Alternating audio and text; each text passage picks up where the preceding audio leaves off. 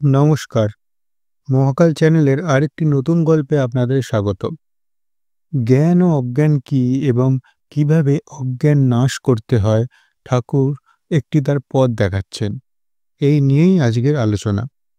ঠাকুর বলছেন, সংসারীরা মাতাল হয়ে আছে। সর্বদাই মনে করে আমি এইসব করছি, আর এই গৃহ পরিবার এসবই আমার। আর দাঁত ছড়কুটে বলে, এদের অর্থাৎ বাড়ির মাক ছেলেদের কি হবে? আমি না থাকলে এদের কি করে চলবে? আমার স্ত্রী, পরিবারকে কে দেখবে? ঠাকুর তখন রাখালের প্রসঙ্গ টেনে বললেন, সে বলছে যে আমার স্ত্রীর কি হবে? ঠাকুরের আর এক ভক্ত হরিমোহন বলছেন, রাখাল এই কথা বললে?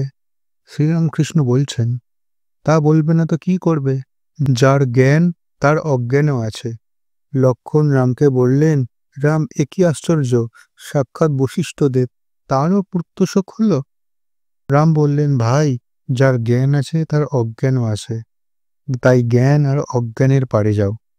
যেমন ধরো, কারো পায়ে কাঁটা ফুটেছে, সে ওই কাঁটাটি তোলবার জন্য আর একটি কাঁটা জোগাড় করে আনে।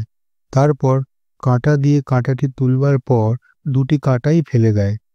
অজ্ঞান কাঁটা তুলবার জন্য জ্ঞান কাঁটা আরোহণ করতে হয়। তারপর জ্ঞান অজ্ঞান দুই কাঁটা ফেলে দিলে হয় বিজ্ঞান।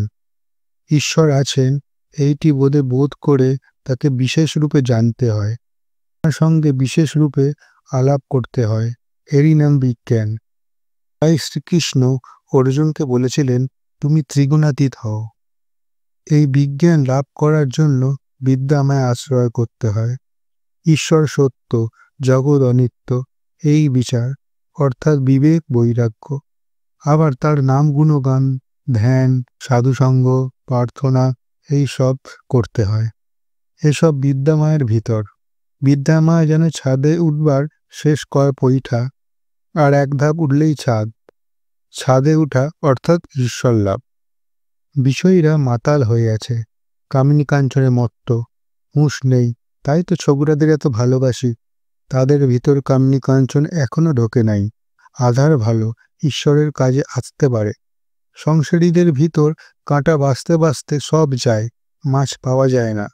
যেমন শিলেখেকো আম, গঙ্গা জল দিয়ে নিতে হয়। ঠাকুর সেবায় প্রায় দেওয়া যায় না, ব্রহ্মজ্ঞান করে তবে কাটতে হয়, অর্থাৎ তিনি সব হয়েছেন এইরূপ মনকে বোঝাতে হয়। ঠাকুর আমাদের জীবনের এক গূঢ় তত্ত্ব কি সহজে কাঁটা দিয়ে কাঁটা তোলার মতো করে বুঝিয়েছেন। আশা করি আপনাদের এই গল্প আজকে খুবই ভালো লেগেছে, আপনারা খুবই আনন্দ পেয়েছেন। এইভাবে লাইক, শেয়ার, কমেন্ট করে পাশে থাকবেন এবং যারা নতুন দেখছেন অবশ্যই চ্যানেলকে সাবস্ক্রাইব করবেন। ধন্যবাদ।